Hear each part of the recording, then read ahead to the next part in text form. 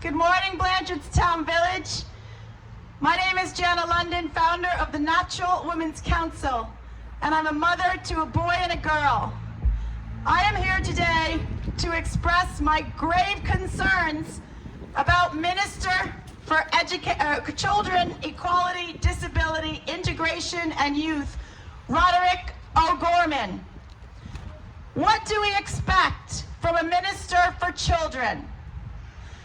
We should expect that a person in this position would see children's safety and well-being as paramount. What do we have instead with our current Minister for Children? The most vulnerable children in Ireland have been put in grave danger. I'm going to share a few of the many examples of this that is happening under Minister for Children Roderick O'Gorman's watch. Point number one, O'Gorman announced Ireland's asylum policy when he tweeted in 8 different languages to promise these asylum seekers their own door accommodation after just a few months. Now we have an open border crisis with migrant tent villages popping up around the country as we approach winter. This immigration policy jeopardizes the safety of Irish women and children, a fact that is overlooked by Minister O'Gorman and those standing on the hard left. The evidence is clear, which is why it is so assiduously ignored. The statistics speak volumes. In Sweden, foreign-born individuals represent a disproportionate percentage of rape convictions. In Germany, foreigners account for 12% of the population, yet account for 67% of those implicated in gang rapes. I am an immigrant to this country 23 years ago. This is not being anti-immigrant. This is not racism. These are facts acknowledged by other governments across Europe. With a similar pattern on the rise here in Ireland, how many more incidents are needed before Minister O'Gorman stops recruiting these unvetted men into communities against the wishes of the Irish people? Point number 2, children are dying in state care. It was reported in the last 10 years that 227 children lost their lives while in state care, including 11 who allegedly were murdered, 40 who committed suicide, and 8 who died from a drug overdose. Point number 3, in January 2024, it was reported that 317 children in state care went missing. It was reported in December 2023 that 60 migrant children went missing from state care. Just yesterday, the Irish Examiner reported that 4 children went missing for 15 days from a poorly managed IPAS center. It was also confirmed that TUSLA do not keep records of missing foster care children. We have a problem. Children, our most vulnerable children in this country, are going missing under the watch of Minister O'Gorman, yet there's no investigation or anything being done to fix this serious problem. Point number 4. The Irish Times reported that 10 companies were paid 58 million euros between them. Of this funding, 13 million was paid to unregulated placements. Children in Ireland are going into state care homes that are unvetted, that are unregulated, and they are going missing. Point number 5. RTE reported that babies younger than 2 are being accommodated by private companies in placements that are not regulated by HIQA. Point number 6, children in Ireland are being trafficked for sex. Children are being snatched from Irish state care and forced into sex slavery. Statistics published show that 1 in 8 children who arrived in the country unaccompanied this year are missing. This was revealed by Extra.ie. Under Minister for Children Roderick O'Gorman, it emerged that criminal gangs are targeting vulnerable children living in state care, some of who were trafficked into this country to work as sex slaves. In June 2023, Gript Media reported that vulnerable children in care in Ireland are being targeted for sexual exploitation and abuse by gangs of predatory men. This came out in a stark report from the UCD, who revealed this.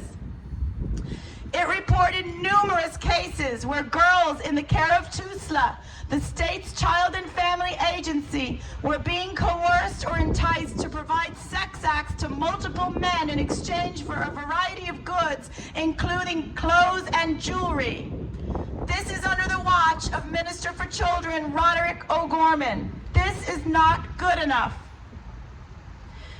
Predatory gangs of men would identify residents where girls in care are being accommodated and would wait around the accommodation centers, even sometimes in hotel lobbies where underage girls were staying. Point number 7. Under the watch of Minister for Children Roderick O'Gorman, a 14-year-old girl was trafficked to Ireland from West Africa and was abducted by a criminal gang who were tracking her movements within minutes of entering state care. She was found over a year later, locked in a brothel where she had been forced to work as a sex slave. Whether you're on the left side or the right side or the center of politics, whether you're a Christian, an atheist, a Muslim, or other, nobody should think this is okay, that 14-year-old children are being found in brothels in Ireland under the watch of Minister O'Gorman. Point number 8. Instead of investigating these issues, Minister O'Gorman was caught deleting files. O'Gorman confirmed that his department deleted 3 out of 4 reports pertaining to children taken into care by TUSLA, which were sent to him by retired Judge Dermot Sims. The retired district court judge had stated his utmost concern for the immediate predicament and welfare of children who were in care, and he wrote to a number of ministers. O'Gorman has deleted 3 out of 4 files. We must ask why. Point number 9.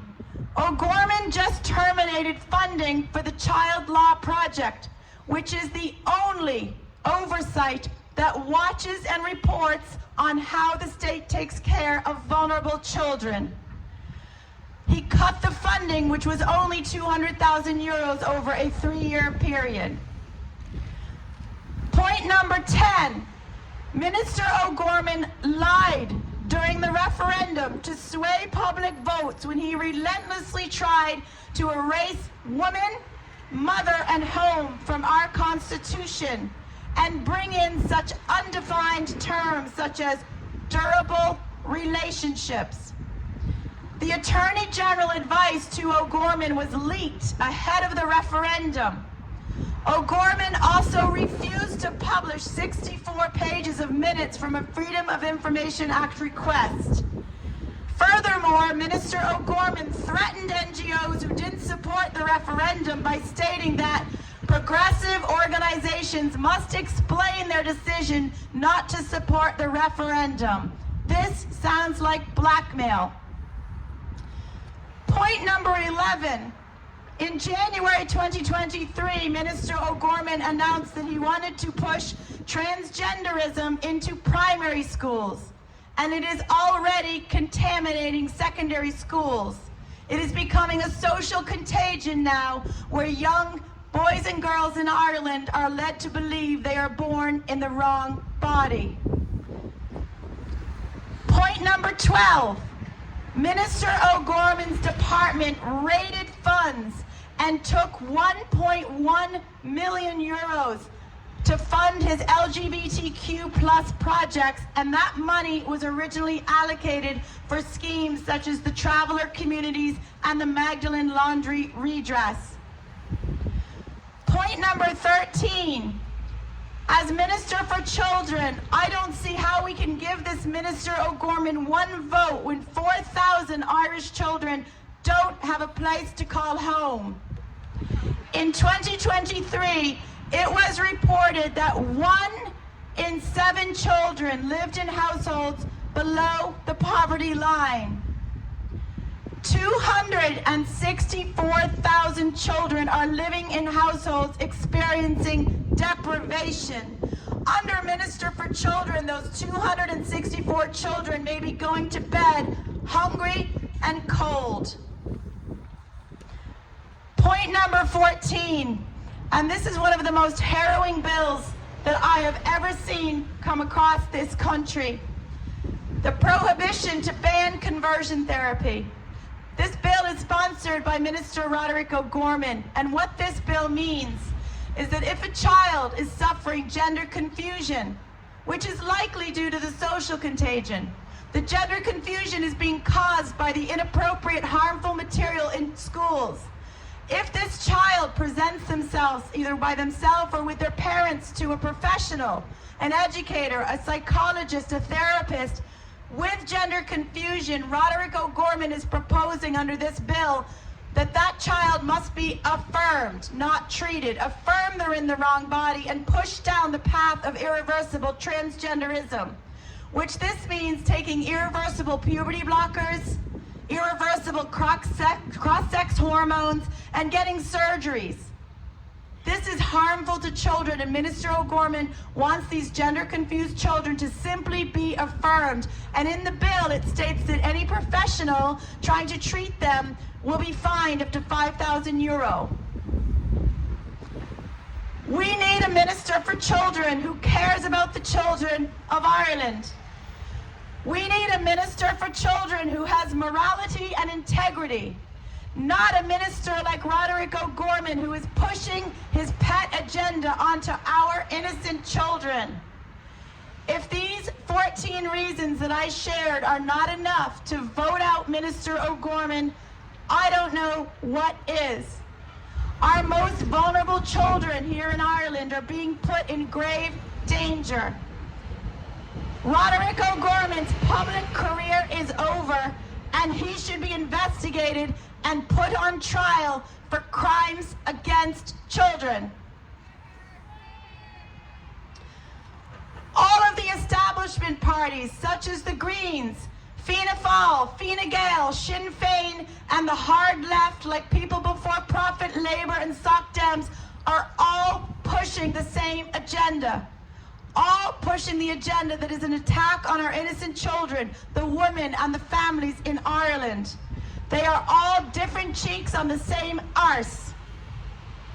The future of Ireland and all that we love is doomed if we get these parties into office.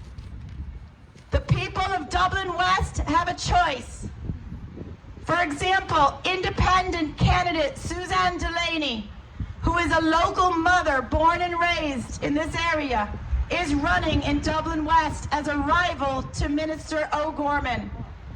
Suzanne Delaney has been fearlessly investigating and reporting on the corruption of the state through her role as journalist for the Irish Inquiry. You may have seen Suzanne's recent video where she approached O'Gorman as he was up the pole, illegally putting up his election signs early. Dublin West also has a National Party, Patrick Quinlan, and Aontú Party member, Ellen Troy. So now you have your vote 1, 2, and 3. We need to vote for change in this country. We need to vote for the love of our children on Friday. And we hope that these 14 reasons that I've clearly conveyed to you is enough to vote Minister O'Gorman out of Dublin West. He should never hold a public seat in this country. Thank you all for voting, thank you for listening, and thanks for your support here in Dublin West this morning.